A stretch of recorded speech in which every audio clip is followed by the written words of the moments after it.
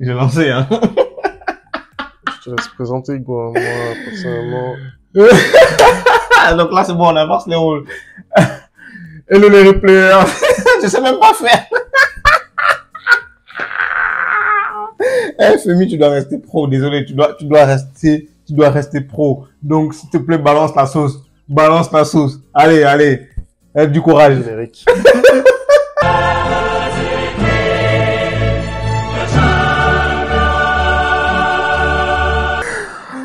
Allez, on se retrouve pour un nouveau débrief sur la chaîne Le Replay. Hein, Femi, on vient d'assister à un match d'anthologie entre le Paris Saint-Germain et le FC Barcelone. Apparemment, ça a tellement choqué Femi qu'aujourd'hui, il a pas envie de présenter, hein, il a pas envie de remplir ses obligations.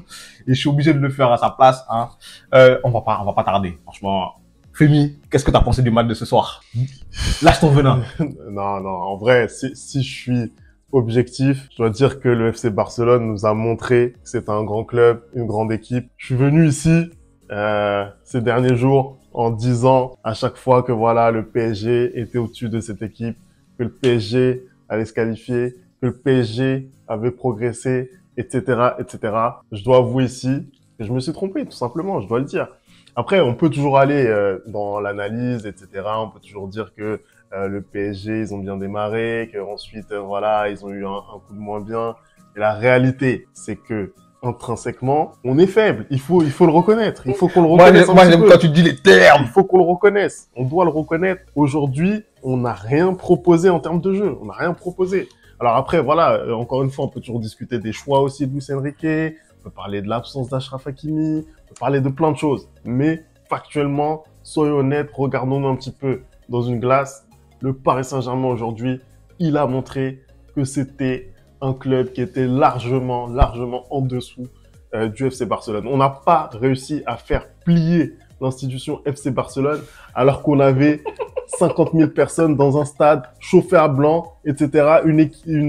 Comment dire, une enceinte qui chantait pendant 90 minutes et un Barça, tu viens de le dire, diminué.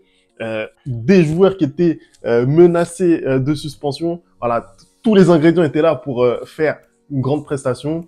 On a eu droit à une bouillie de football. On a eu droit à une bouillie de football. Voilà. Je le dis. Bon, moi, je vais un peu nuancer mes propos. J'ai pas envie d'enfoncer le couteau dans la plaie, comme on dit, mais je suis désolé. Je l'ai dit dans l'avant-match. Faut se méfier du FC Barcelone parce que, pas en forme, et ils ont le poids de l'histoire. C'est-à-dire que à ce niveau de la compétition, quart de finale, certes, ça fait 2-3 années qu'ils n'y étaient pas allés, mais ils sont déjà allés, eux, en fait. Ils savent c'est quoi jouer un quart de finale. Leur entraîneur sait c'est quoi jouer un quart de finale. Et j'ai dit que si, dans l'avant-match, et notamment dans les vidéos qui sont sorties sur TikTok, j'ai dit que si jamais le Paris Saint-Germain s'amusait ne serait-ce qu'une seconde à prendre ce Barça de haut, ben ils allaient le payer cher, et on l'a vu ce soir.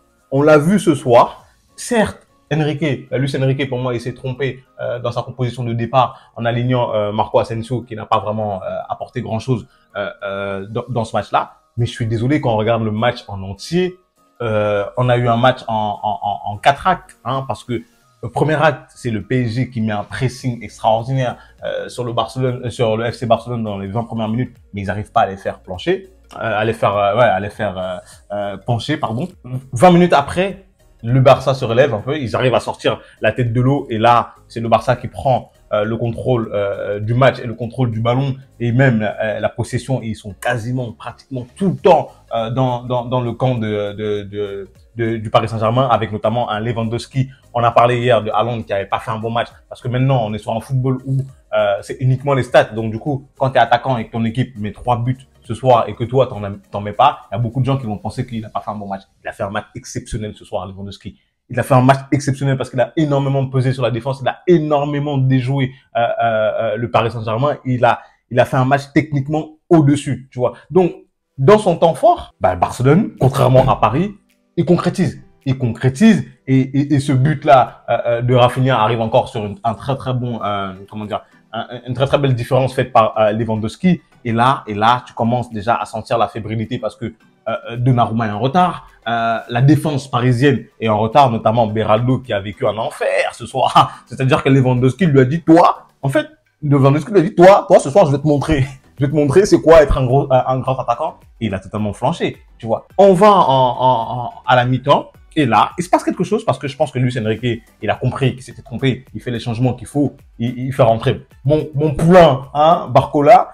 Lui, il rentre, il change le match parce que la rentrée de Barcola a fait en sorte qu'il y a pas mal de joueurs qui sont repositionnés sur le terrain, notamment en défense centrale. Marquinhos, il vient se repositionner en défense centrale. Comment ça s'appelle, Vitinha qui joue un peu plus haut et t'as surtout Barcola qui peut prendre la profondeur qui n'avait pas été le cas avec Marco Asensio dans la première mi-temps. Et là, bah, ça paye. Ça paye, pourquoi? Parce que déjà, Ousmane Dembélé trouve la faille grâce à une frappe exceptionnelle du pied gauche. Hein. Il a bien choisi son match pour marquer son deuxième but de la saison.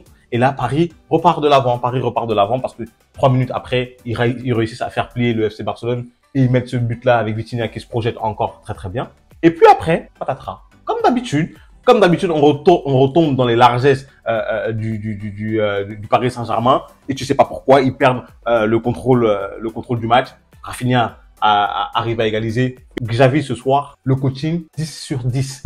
C'est-à-dire qu'il fait rentrer Pedri, minute après, Pedri passe décisif, but. Il fait rentrer Christensen corner, but. Tu vois, en fait, il fallait qu'il annonce son départ. Il fallait qu'il annonce son départ pour que finalement tout se passe bien et que les choses s'enclenchent parce que vraiment ce FC Barcelone là, même moi, je ne les pensais pas capables de livrer la prestation qu'ils ont livrée ce soir. Franchement, bravo à eux, bravo au FC Barcelone de montrer que quand tu es une grosse équipe, quand tu as un nom qui en impose en Europe, ben c'est pas rien. Voilà, parce que même si ça fait 4 saisons que tu as du mal à passer les poules, bah le fait de t'appeler le FC Barcelone, bah tu sais négocier des gros matchs et j'attends enfin l'année où le Paris Saint-Germain va apprendre de ses erreurs. J'attends. Écoute, on va voir le match retour. Hein. On a loué les qualités mentales de cette équipe parisienne. Ça va être le moment de le montrer. Ils ont déjà su réagir quand même dans ce match, faut le dire.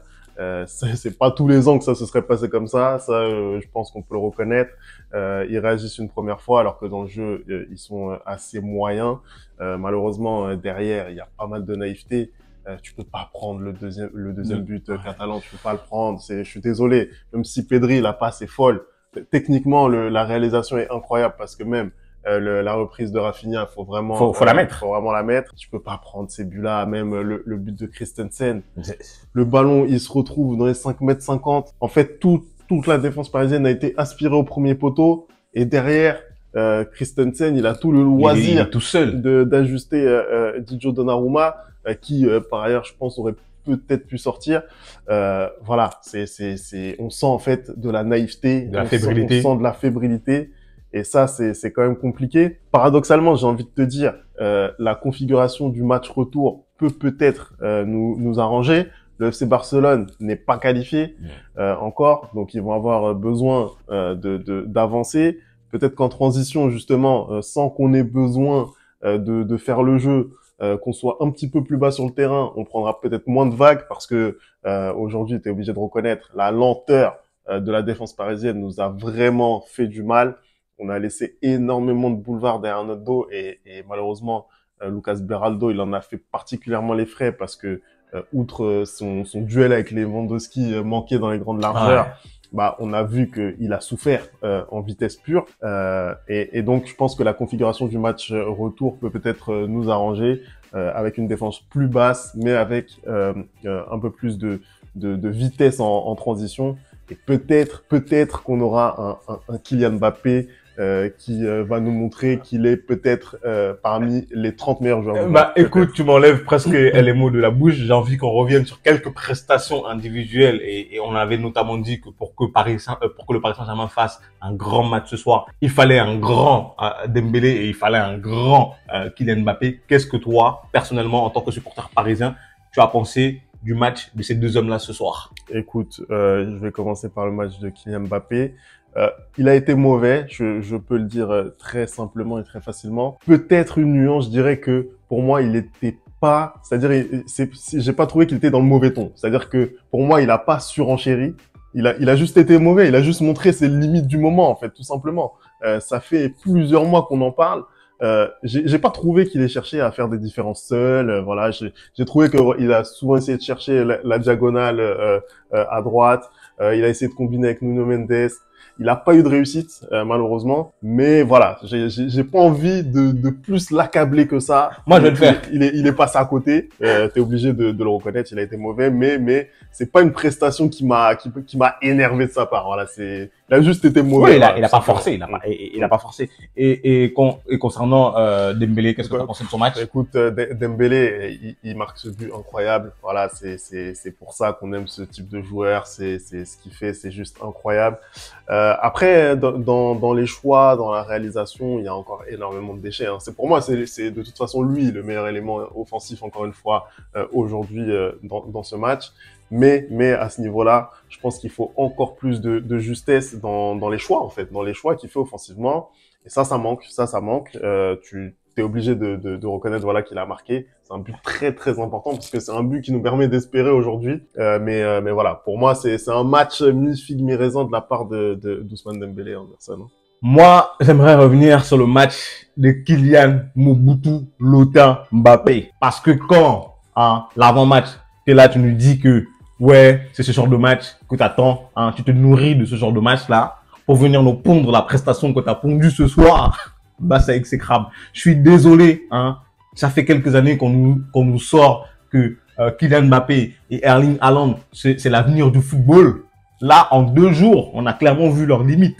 C'est-à-dire que moi, je suis désolé, hier, moi, je descends du train Haaland. Ça y est, c'est bon, ça fait trop de matchs où il est claqué. Et Kylian, c'est la même chose, en fait. C'est-à-dire que, je suis désolé, c'est dans un match comme ça que toi, Kylian Mbappé, qui est censé être dans les 3 meilleurs joueurs du monde, mais si la presse française te vend même comme le meilleur joueur du monde, bah, tu peux pas faire ce genre de match-là. Ok, je suis d'accord avec toi. Il a pas surenchéri comme d'habitude. C'est-à-dire que souvent, quand il rate son match, il est plus il va essayer de forcer, il va essayer de jouer tout seul. Bah, ce soir, il l'a pas fait. Mais je pense aussi que ça montre justement qu'il n'avait pas les capacités de le faire, en fait. Tout simplement, ça montre que ce soir, il n'avait pas les capacités de le faire. Et en fait, si toi, tu passes à côté de ce genre de match-là, mais qui va les réussir, en fait? Qui va les réussir? Parce que tu dois être ce joueur clé du Paris Saint-Germain. Et sur TikTok, on a quelqu'un qui nous disait que Kylian ne rate jamais ce genre de match-là, parce qu'on avait émis des doutes contre sa prestation, parce que on trouvait que en phase de poule, ça avait pas été incroyable et qu'il s'était un peu racheté en huitième de finale en marquant à l'aller et au retour.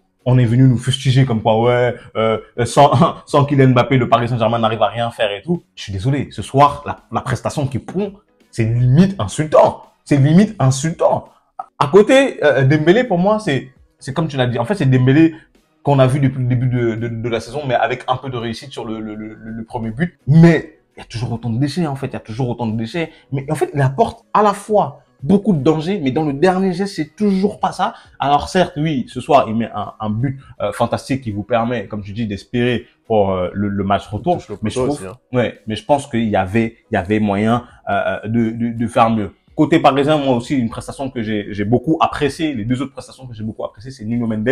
Franchement, je l'ai trouvé fantastique ce soir. Pour moi, c'est le meilleur parisien. Il y a même pas photo. Franchement, il a été tranchant. Il a été très bon défensivement. Il a sauvé notamment ce but sur la ligne. Et même, il s'est énormément projeté vers l'avant. Il a manqué, tu vois. Il a manqué. Après sa blessure, là, il revient très, très bien. Un autre aussi, je pense que tu vas être content, c'est Vitinha. Vitinha encore dans la continuité de ses derniers matchs, de ses dernières prestations. Il se projette maintenant énormément vers l'avant et ça paye, parce que je crois que c'est son 8e but de la saison. Bravo. Côté FC Barcelone, mais que dire du match de Rafinha? Que dire du match de Rafinha ce soir et de Lewandowski? J'ai déjà parlé. Franchement, Barcelone m'a énormément surpris. Moi, je savais que en étant parisien, fallait se méfier de Barcelone, mais ils ont livré une prestation très très forte. C'est-à-dire qu'ils ont su, prendre l'eau quand il fallait prendre l'eau et ils ont su réagir. Et c'est pas facile de réagir quand tu es à l'extérieur devant un public hostile et ils ont su le faire en fait. Ils ont livré une prestation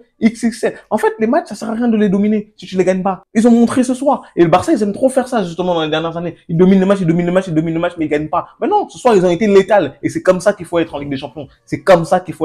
Faut être létal. Et bravo à eux, franchement, bravo à eux. C'est ce que j'allais dire et c'est un peu dans la continuité de ce qu'on a vu notamment contre l'Atlético, à savoir que c'était un Barça vraiment qui a su être ultra tranchant dans les phases de transition. Ils ont fait très très très mal, mais surtout la justesse technique que tu apportes dans ces phases de transition, ça fait toute la différence parce que ça permet justement d'être très très dangereux à chaque attaque. Surtout après l'entrée vraiment le doute. Surtout après l'entrée de Pedri en fait. Ouais, bien sûr.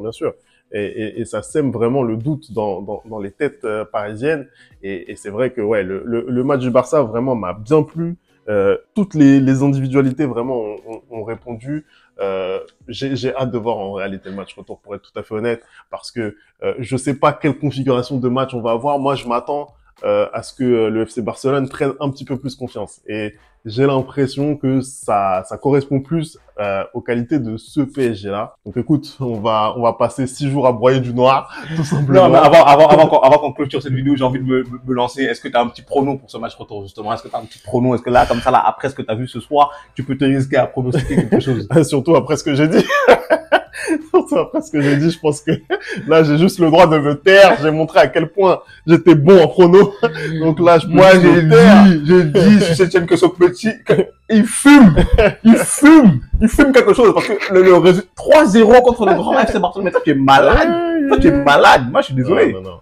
Honnêtement, comment dire, je suis très très déçu de ce que j'ai vu ce soir. Mais franchement, si je dois donner un pronostic sur le match retour, je pense que ça va faire un partout. Je pense que le PSG va y croire à un moment donné, mais je pense que la qualité va être pour le Barça. Là, honnêtement, les chances de qualification quand tu perds un match à domicile, elles sont très très compliquées en Ligue des Champions, et je pense que là ça va pas y louper malheureusement. Bah écoute, moi je suis désolé, hein, moi je vais être encore un peu plus dur que toi, parce que ce soir j'avais vu un match nul. En fait, j'avais vu un match, je pensais avoir un match nul ce soir et une qualification du Barça chez eux. Bah c'est simple, match retour, pour moi le Barça va gagner 1-0. Paris ne va même pas réussir à faire trembler ce FC Barcelone là, parce que ils savent très bien défendre aussi. Je suis désolé, ils savent très très très bien défendre, et je ne vois pas même si on a un très très grand Kylian Mbappé au retour, je vois pas le FC Barcelone ne pas réussir à se qualifier, même s'ils nous ont montré les années précédentes qu'ils sont capables aussi de se prendre une grosse remontada en deuxième partie, mais je vois le FC Barcelone passer à l'issue des 2 matchs. Je te laisse conclure quand même. Tu veux le faire ou pas, hein? Tu veux le faire ou pas? Ou apparemment t'es vraiment en grève?